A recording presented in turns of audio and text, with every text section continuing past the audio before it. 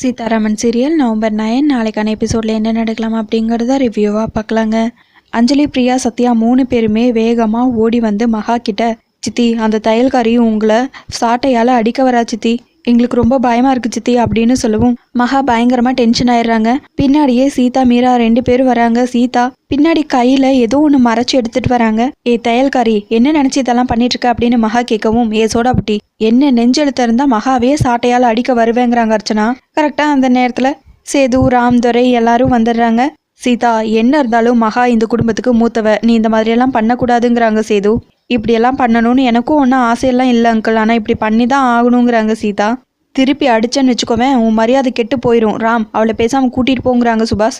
சீதா, பேசாம வா, என்ன பழக்கம் இதெல்லாம், என்ன தப்பு பண்ணாலும் பசங்களை சாட்டையாலெல்லாம் அடிக்கக்கூடாதுங்கிறாங்க ராம். ராம், உன் தங்கச்சிங்களை சாட்டையால் அடிக்க வரல, என்ன அடிக்க சாட்டை எடுத்துகிட்டு வந்திருக்கா அப்படின்னு மகா சொல்லிட்டு இருக்கா. ஆமாண்ண, சித்தி அடிக்க தான் சாட்டை எடுத்துகிட்டு வந்திருக்காங்கங்கிறாங்க அஞ்சலி. அநியாயமாக இப்படியெல்லாம் பொய் சொல்லாதீங்கிறாங்க மீரா. நாங்கள் எதுக்கு பொய் சொல்லணும், அவங்க கையை பார்த்தாலே தெரிஞ்சிருங்கிறாங்க அஞ்சலி. என்ன சீதா இது, பசங்களை கண்ட்ரோல் பண்ண, நான் வேணான்னு சொல்ல, ஆனால் ஓவர் அட்வான்டேஜ் எடுத்துக்காத, எல்லாத்தையும் பொறுத்து போக முடியாதுங்கிறாங்க துரை. யார் என்ன சொன்னாலும் நான் கேட்க மாட்டேன் அப்படின்னு சீதா சொல்ல எல்லாம் அப்படியே ஷாக் ஆகி பார்க்குறாங்க. சீதா, உன் மேலே எனக்கு நிறைய மரியாதை இருக்குது, அதை கெடுத்துக்காம போங்கிறாங்க சேது. சீதா, முதல்ல அந்த சாட்டை எடுத்து கீழே வைங்கிறாங்க ராம். உடனே சீதா கையில் இருக்கிற அந்த மறைச்சு வச்சிருக்கிற பொருள் எடுத்து காட்டுறாங்க. அது என்னென்ன கரண்டி, என்ன கரண்டி வச்சிருக்கேங்கிறாங்க அஞ்சலி. அங்கிள், சமையல் கற்றுத்தரேன் வாங்கன்னு கூப்பிட்டேன், ஆனால் இவங்க தையல்காரி சாட்டை எடுத்து அடிக்க வரான்னு சொல்லி சத்தம் போட்டு ஓடி வந்ததும் இல்லாமல் மகாலட்சுமியை அடிக்க வந்ததா போய் சொல்லி நம்ப வச்சிருக்காங்க. இது எப்படி இருக்குன்னு தெரியுமா, செக்யூரிட்டியை விஷம் வச்சு கொண்டுருவேன்னு சொன்னாங்கல்ல, அந்த மாதிரி இருக்கு. அவங்க மனசு எப்படி இருக்கும் எனக்கே ஃபீலிங்காக இருக்குங்கிறாங்க சீதா. ஏன் எப்படி இருக்கீங்க, என்னாச்சு உங்களுக்குங்கிறாங்க மகா. தப்பு மேலே தப்பு பண்ணிட்டு இருக்காதீங்க, நீங்கள் பண்ணுற தப்பால கண்டவங்கிட்ட நாங்கள் அசிக்கப்பட வேண்டியதாக இருக்குது அப்படின்னு அர்ச்சனா சொல்ல, மகா இவங்க பண்ணுறது எல்லாமே தப்பு, பேசுறது எல்லாமே போய், தயவு செஞ்சு இனிமேல் இவங்க விஷயத்துல நீ தலையிடாத, சீதா பாத்துக்குவா அப்படின்னு சொல்லிட்டு சேது அங்கிருந்து போயிடுறாங்க. பின்னாடியே ராம், துரை 2 பேரும் போயிடுறாங்க. அதுக்கப்புறம் என்ன வேடிக்கை பார்த்துட்டு இருக்கீங்க, வாங்க அதான் சொல்லிட்டாங்கல்ல அப்படின்னு சொல்லிட்டு சீதா, மீரா 2 பேரும் போறாங்க. பின்னாடியே பிரியா, அஞ்சலி, சத்யா 3 பேரும் போறாங்க. மகா இப்படியே போச்சுன்னா உண்மையாவே அவ சாட்டையால் அடிப்பா, அதுக்கு நம்மளும் சத்தம் போட்டாலாம் ஆளாம சாட்டை அடியை வாங்கிக்க வேண்டியதுதான் அப்படின்னு அர்ச்சனா சொல்லிட்டு இருக்க. மகா இப்போ கூட சொல்லு, அவ கதையை முடிச்சிடுறேங்கிறாங்க சுபாஷ்.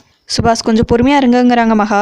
மகா, அந்த தையல்காரி பிளான் பண்ணி தான் நம்மளை அசிங்கப்படுத்துறா, இப்படியே போனால் அந்த செல்வி அனுப்பிச்சிட்டு நம்மளை இந்த வீட்டு வேலைக்காரிங்களாக்கிடுவா அப்படின்னு அர்ச்சனா சொல்ல. அக்கா கொஞ்சம் பொறுமையாக இருங்க, ராம் ஐபிஎஸ் ட்ரைனிங் போகட்டும், சீதாவுக்கு நம்ம யாருன்னு காட்டுவோம், அவள் அழாத நிமிஷமே இருக்கக்கூடாது, வலியிலையும் வேதனையிலையும் அவள் துடிக்கணும், அவமானத்தால் தற்கொலை பண்ணிக்கலாம் போல இருக்கணும், ஆனால் வீட்டை விட்டு அவளை அனுப்பக்கூடாது, அவளை இங்கேயே வச்சு கஷ்டப்படுத்தணும் அப்படின்னு மகா சொல்ல, இன்னொரு பக்கம் சீதா, அஞ்சலி, பிரியா, சத்யா 3 பேர்த்தையும் தண்ணி சமைக்க விட்டுறாங்க. செல்வியும் நிறைய பாத்திரத்தை கொண்டு வந்து போட்டு வச்சிருக்காங்க 3 பேரும் பாத்திரம் தேய்க்கிறதுக்காக. செல்வி அக்கா, மொத்த பாத்திரத்தையும் இங்கே தூக்கிட்டு வந்து போட்டிங்களா அப்படின்னு சீதா கேட்கவும், ஆமாம்மாங்கிறாங்க செல்வி. செல்வி, அவ பேச்சு கேட்டுட்டு தப்பு தப்பா பண்ணிட்டு இருக்காதேங்கிறாங்க அஞ்சலி. நான் எதுவும் தப்பா பண்ணலாமா, எல்லாதான் சரியாதான் பண்றேன்.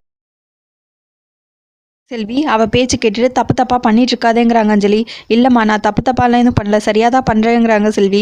சரி, பார்த்துட்டே இருந்தால் எப்படி, வேலை நடக்கட்டுங்கிறாங்க மீரா. என்ன வேலை நடக்கட்டும், தண்ணி எடுத்துகிட்டு வந்து ஊற்ற சொன்னீங்க, ஊற்றிட்டோம், இது ஒரு கால வேலைக்காரி, அவளை தேய்க்க சொல்லுங்கிறாங்க பிரியா. செல்வி அக்கா, ஒன்றும் வேலைக்காரி இல்லை, அவங்க தான் உங்களுக்கு பாத்திரம் தேய்க்க கற்றுக் கொடுக்க போகிறாங்க, இங்கே இருக்கிற எல்லாத்தையும் நல்லா தேய்ச்சி கழுவி அடிக்க வைங்க, அப்புறம் ஒரு முக்கியமான விஷயம், முகம் தெரிகிற மாதிரி பளிச்சுன்னு கழுவணும் அப்படின்னு சீதா சொல்ல, என்ன பாத்திரம் கழுவணுமாங்கிறாங்க சத்யா. நாங்கள் பாத்திரம் கழுவணுமா, இல்லை நீங்கள் தான் பாத்திரம் கழுவணுங்கிறாங்க சீதா. ஏ தையல்காரி, நீ ரொம்ப ஓவராக போகிறேங்கிறாங்க அஞ்சலி. இதுக்கு மேலே ஒரு வார்த்தை பேசின ஒவ்வொரு வார்த்தைக்கும் ஒவ்வொரு பாத்திரம் எக்ஸ்ட்ரா ஆகிட்டே இருக்கும் அப்படின்னு சொல்ல, இன்னொரு பக்கம் மீரா, பரல் மேலே இருக்கிற எல்லா பாத்திரத்தையும் எடுத்துகிட்டு வா, எங்கள் அம்மாவுக்கு சீதனமாக வந்துச்சுல அந்த பாத்திரத்தையும் எடுத்துகிட்டு வந்து போடுங்கிறாங்க மீரா. அக்கா, ஒரே நாளில் எடுத்துகிட்டு வந்து போட்டா எப்படி, இன்னைக்கு இதை முடிக்கட்டும், நாளைக்கு அதை பார்த்துக்கலாங்கிறாங்க சீதா. சரி, களத்தில் இறங்குங்க அப்படின்னு சீதா சொல்ல, இங்கே பாரு, எதுக்கு இப்படி எங்களை டார்ச்சர் பண்ணுற, எங்களுக்கு சமையல் தானே கற்றுத்தரேன்னு சொன்னேன், இப்போ என்னடானா பாத்திரம் கழுவ சொல்கிற அப்படின்னு அஞ்சலி கேட்க. சமையல் செய்கிறதுக்கு முதல்ல பாத்திரம் சுத்தமாக இருக்கணும்ல, அதுதான் சமையலோட ஃபஸ்ட்டு ஸ்டெப்பே பாத்திரம் கழுவுறது தான், இங்கேருந்து தான் ஒன்று ஒன்றா கற்றுக்கிட்டு போகணும், இதுவும் சமையல் சம்மந்தப்பட்ட வேலை தான், ஆரம்பிங்க அப்படின்னு சீதா சொல்ல 3 பேரும் பாத்திரம் கழுவ ஆரம்பிச்சிடுறாங்க.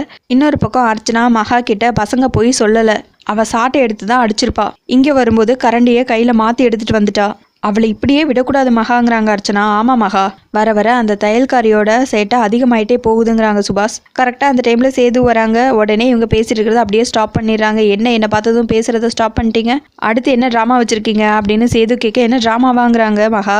அதான் இப்போ போட்டிங்கள, சீதா சமையல் கற்றுக் கொடுக்கறது கூட சாட்டையில் அடிக்கிறதா சொல்லி ஒரு ட்ராமா போட்டிங்கல்ல, இன்னும் வேற ஏதாவது இருக்கா இல்லை அவ்வளோதானா? வேற ஏதாவது இருந்தால் கூட சொல்லுங்கள், பார்க்கறதுக்கு நானும் ரெடியாக தான் இருக்கேங்கிறாங்க சேது. நாங்கள் ஒன்றும் போய் சொல்லலை, பசங்க சொன்னாங்க, அதைத்தான் நாங்களும் சொன்னோங்கிறாங்க அர்ச்சனா. அண்ணன் பசங்கள்லாம் ஒன்றும் போய் சொல்லலைண்ணே, அவன் நிஜமாவே சாட்டை எடுத்து தான் மிரட்டியிருக்கா. இங்கே வரும்போது கரண்டி எடுத்துகிட்டு வந்திருக்கா. நம்மளை நல்லா ஏமாத்திட்டானே அப்படின்னு சுபாஷ் சொல்லிட்டு இருக்க. ஒருவேளை சீதாக்கு மேஜிக் பண்ண தெரியுமோ, கையில் இருக்கிற கர்ச்சிப்பை இப்படி ஆட்டினதும் புறாவா மாறிடுமே, அந்த மாதிரியா அப்படின்னு சேது கேட்க. சேது கிண்டலெல்லாம் பண்ணாதீங்கங்கிறாங்க மகா. எதுக்கு எடுத்தாலும் போய் பித்தலாட்டம். நீங்கள் பசங்களை பார்த்துக்கிட்ட லட்சணம் அப்படி. பொம்பளை பிள்ளைங்க சமையல் கற்றுக்கிறது அவ்வளோ பெரிய தப்பா? அதுக்கு இதுக்கு இவ்வளோ பெரிய ஆர்ப்பாட்டம்? சமையல் கற்றுக்கிறது நல்ல விஷயம் தானே. காலம் பூரா அவங்க என்ன நம்ம கூடயேவா இருக்க போகிறாங்க? இன்னொரு வீட்டுக்கு போய் தானே ஆகணும். அங்கே போய் அசிங்கப்படாமல் இருக்கணும்னா சமையல் கற்றுக்கணும். நீயும் அர்ச்சனாவும் ஒரு நாள் சமைச்சிங்களே, அந்த மாதிரி வாழ போகிற இடத்துல போய் சமைச்சாங்கன்னா காரி துப்புவாங்க அப்படின்னு சேது சொல்லிட்டு இருக்க. கரெக்டாக ராம் வந்துடுறாங்க. சித்தி, உங்களுக்கு சீதா இங்கே இருக்கிறது பிடிக்கலன்னா சொல்லிடுங்க, நானே அவளை அனுப்பிச்சி வச்சிடறேன். அதுக்காக இப்படியெல்லாம் பொய்யெல்லாம் சொல்லாதீங்கிறாங்க ராம். டே ராம், உன் பொண்டாட்டி எதுக்காகடா இந்த வீட்டு போகணும்? நீ வாடா போகலாம் அப்படின்னு சொல்லிட்டு சேது ராம கூட்டிட்டு அங்கேருந்து போயிடுறாங்க. இவருக்கு ஸ்ட்ரோக் வந்ததுலேருந்து என்னமோ ஆயிடுச்சு மூளையிலங்கிறாங்க அர்ச்சனா. ஆமாம், அண்ணன் முன்ன மாதிரியெல்லாம் இல்லை, அந்த தையல்காரிக்கு தான் சப்போர்ட் பண்ணுறாங்க அப்படின்னு சுபாஷ் சொல்லிட்டு இருக்க. கொஞ்சம் பொறுமையாக இருங்க சுபாஷ், ராம் மட்டும் ஐபிஎஸ் ட்ரைனிங் போகட்டும், அதுக்கப்புறம் வச்சுக்கிறேன் அந்த சீதாக்கு அப்படின்னு சொல்லிட்டு மகா மெடிடேஷன் பண்ண ஆரம்பிச்சிடுறாங்க. மகா, என்ன மகா இப்படி கண்ணை மூடி உட்காந்துட்டா? எல்லாம் சரியாயிருமா? அந்த சீதாவை நினச்சி எனக்கு வயிறு எரியுது. எப்படி உன்னால நிம்மதியாக மெடிடேஷன் பண்ண முடியுதுங்கிறாங்க அர்ச்சனா. உன்னை சேது ஒன்ன எதிர்த்து பேசலாம், ஆனால் ராம் சென்டிமெண்ட்டாக எதிர்த்து பேசுகிறான் பார்த்தியா, அதை என்னால் தாங்கிக்கவே முடியல. இவளை இப்படியே விட்டா சரி வராதுங்கிறாங்க சுபாஷ். எல்லாமே தப்பாக நடக்குது, நீ பாட்டுக்கு கண்ணை மூடிட்டு உட்காந்துக்கிட்ட ஏதாவது பண்ணு மகாங்கிறாங்க அர்ச்சனா. இதெல்லாம் மாறணும்னா இப்போதைக்கு ஒரே ஒரு வழிதான் இருக்கு அப்படின்னு மகா சொல்ல, அர்ச்சனா சுபாஷ் ரெண்டு பேரும் அப்படியே திருன்னு முழிச்சிட்டு இருக்காங்க. அதுக்கப்புறம் அவங்க ரெண்டு பேர்த்தையும் உட்கார வச்சு மெடிடேஷன் பண்ண வச்சிடறாங்க மகா. இன்னொரு பக்கம் அஞ்சலி, பிரியா, சத்யா 3 பேரும் எல்லா பாத்திரத்தையும் தேய்ச்சி கழுவி எடுத்துறாங்க. அதுக்கப்புறம் அவங்கள சீதா சமையலும் பண்ண வைக்கிறாங்க. அவங்களும் சொன்ன மாதிரியே சூப்பராக சமைச்சு முடிச்சிடுறாங்க. இன்னொரு பக்கம் டைனிங் டேபிள்ல மகா, அர்ச்சனா, சுபாஷ், துரை, சேது எல்லாருமே வெயிட் பண்ணிட்டு இருக்காங்க. செல்வியை ரொம்ப சத்தமா கூப்பிடுறாங்க மகா. செல்வி ஓடி வந்து நிக்கிறாங்க. சாப்பாடு ரெடியா அப்படின்னு சொல்லி கேட்க, ரெடி வாங்குறாங்க செல்வி. ரெடினா போய் எடுத்துட்டு வா, அது என்ன நடந்தா வரும் அப்படின்னு மகா சத்தம் போட்டுட்டு இருக்க. கரெக்டா சீதா இவங்க 3 பேர்த்தையும் வர சொல்றாங்க. இவங்க 3 பேரும் கையில ஒவ்வொரு ஹாட் பாக்ஸ் வச்சிருக்காங்க. லைனா கொண்டு வந்து டைனிங் டேபிள்ல வைக்கிறாங்க. அதை பார்த்ததுமே மகா, அர்ச்சனா, சுபாஷ் 3 பேரும் பயங்கரமா டென்ஷன் ஆகுறாங்க. சேது ஒரு பக்கம் ரொம்பவே சந்தோஷப்படுறாங்க. பசங்களை இப்படி பார்க்கவே எனக்கு ரொம்ப கஷ்டமா இருக்கு, செத்துடலாம் போல இருக்கு அப்படின்னு அர்ச்சனா சொல்லிட்டு இருக்க. பசங்களை இப்படி பார்க்க உங்களுக்கு கஷ்டமா இருக்கா? செத்துடலாம் போல இருக்கா? இதுக்கு நீங்க அவங்க பியர் குடிக்கும் போது செத்துருக்கணும் அப்படின்னு சீதா சொல்ல, கரெக்டான பாயிண்ட்டுங்கிறாங்க துரை.